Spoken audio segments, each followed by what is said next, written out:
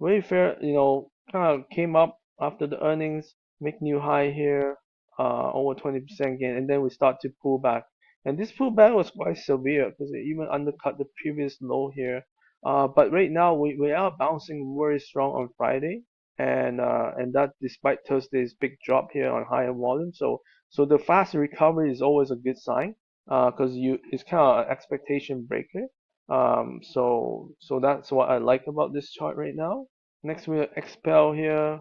This is auto related area. Long base came out right here. After earnings, it kind of reversed, and the trend has reversed as well. And so far, it does not want to come down to 10-day and touch it.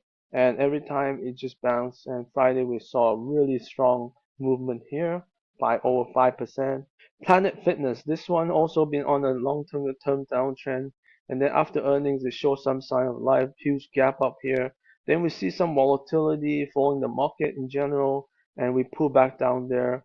But the 10-day slope is still intact, moving up in momentum here. And then Friday, huge bounce, and we back to where almost the new recent high here. GT, this is good year again. Long-term downtrend here, and then we start to see some life after the earnings result. Then we start to pull back, but again, the pullback is probably like half of the range here, so it wasn't too bad.